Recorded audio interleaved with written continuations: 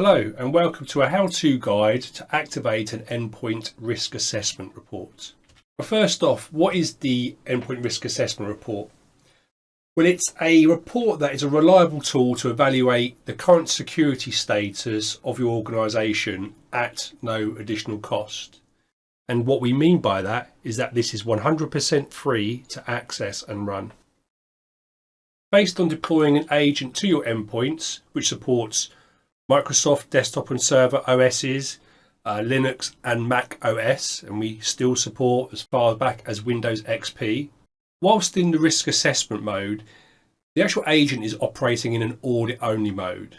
So that intentionally be ran on top of any other currently installed security solution.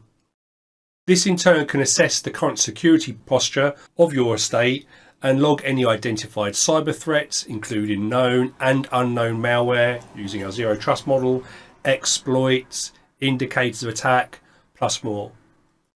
The actual agent is extremely lightweight and non-intrusive, and this ends in a comprehensive report with recommendations about our findings. Ultimately, the Endpoint Risk Assessment Report will give you a third-party opinion of how effective your current security solutions are operating. Obviously, there are some requirements about getting access to this report. So you will require a WatchGuard endpoint console to enable the servicing. It's worth noting that you cannot run this on consoles that have already got one of WatchGuard's endpoint solutions. This could be EDR Core, EPP, EPDR, EDR solutions. So it needs to be a clean canvas. There's some simple steps to get this up and running. First off, you'll need an account in WatchGuard Cloud and a trial of EPDR or EPDR Advanced with the advanced reporting tool, which is recommended. There is a separate video that I'll link in the description that will guide you through the process of creating a login and setting up the trial of the endpoint solution. Once in, then you just activate the risk assessment service, and we'll go through that process during the session. Okay, so here we are logged into the WatchGuard Cloud portal. I'm going to start off by going to Monitor Endpoints. And in here, I can see that I've already got a trial of EPDR established. Now, it may be worth verifying that you've got the advanced reporting tool also enabled on here, as this will give you some more detailed insights into activity going on within your endpoints. To do this, just go up to Administration in the console, click on Trials. You'll see your EPDR trial operating. I'll click on the three dots and click on Upgrade Trial. Now, first off, it's going to give me the option to upgrade the product. Now, at the moment, I'm using EPDR, but actually I want to take advantage of some of the advanced IOA detections that are available under the advanced option. So I'm actually going to upgrade my trial to advanced EPDR. Underneath there, I have the advanced reporting tool, and I want that enabled for that additional telemetry insights within the reports. I'll just select those changes and click on upgrade, and that process has been completed. It is that simple to make changes to the products within the console. Now I'm going to go over to Monitor, click on Endpoints, and that takes me into the Endpoint console. Now you'll see straight away at the top, there is the activation button for the assessment. So I want to switch this on, click on Activate. It will explain to you that during the assessment, this is just audit mode only, so it won't proactively block, disinfect any identified threats.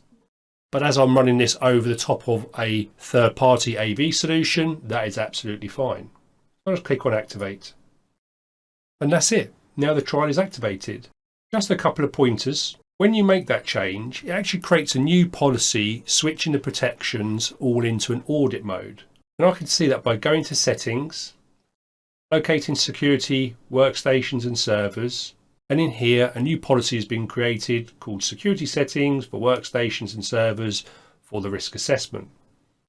If I go into that policy, you'll note the big red banner alerting you to the fact that everything is in audit only mode. At the very bottom I have audit mode, and I can see that that is switched on. But from a protection perspective, they are all operating. So the EDR protection is in operation. The anti-malware engine is monitoring. And in WatchGuard Cloud, you have the threat hunting rule sets being applied for the indicators of attack. Whilst in the audit phase, WatchGuard Endpoint Security is compatible with third-party antivirus and EDR products. These products are not uninstalled when you install the WatchGuard Endpoint agent, but if you are using the endpoint security with third-party software, you must add in the exclusions for those third-party products and vice versa. There's an article in the description below that details how to do this, but to do this in the endpoint products, you simply go to the general section, scroll down to where the files and path exclusions can be defined, and add in the working installation folders of that third-party security product. Another thing that you may want to change is the alerts. By default, the alerts will be set up to send an email to the defined email address for the account. If you don't want to receive these alerts and just want to run the summary report at the end, simply delete the email address from the account and click on Save. So the console is now ready to monitor the activity going on within your environment. Obviously, you do need to install the agent onto your devices. You can click on Add Computers, the operating system of choice. I'll select Windows in this case. I can download the installer. That's an MSI file, and you can push it out via any software deployment platform you might have. Additionally, it's worth noting that the first machine that you install to will actually set itself up as what we call a discovery node. So it'll actually scan the network for devices that can be deployed to. They will be listed in the status dashboard, and you can select those devices to deploy the agent out to them as well. Now, with the audit service in place, we have some recommendations around how long you should run this audit for. Now remember, trials typically run for 30 days, though they can be extended.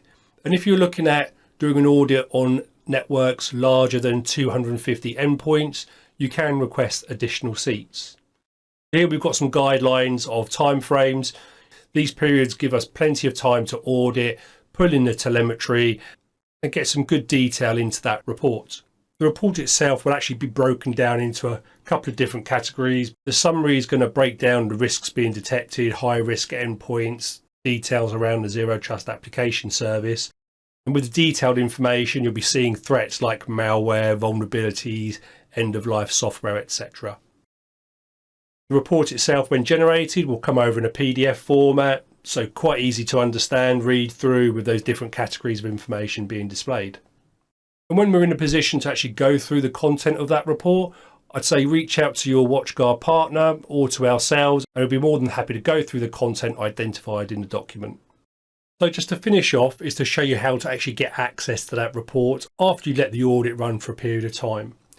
So actually back into the Endpoint console, if you go to Scheduled Reports, click on Add Scheduled Reports. In the report type, you can change it from Executive to Risk Assessment. Enter a name for the report. Define a schedule when you want this to happen automatically. So you can actually set this up quite early on. So if you know that you're going to run the audit in 2 weeks, set the schedule of the report to run in 2 weeks. Add in the destination email address as to where you want to send it, the subject, and just click on Add. I hope you found this useful. If you have any doubts or questions, please reach out to your local WatchGuard representative. Thank you very much.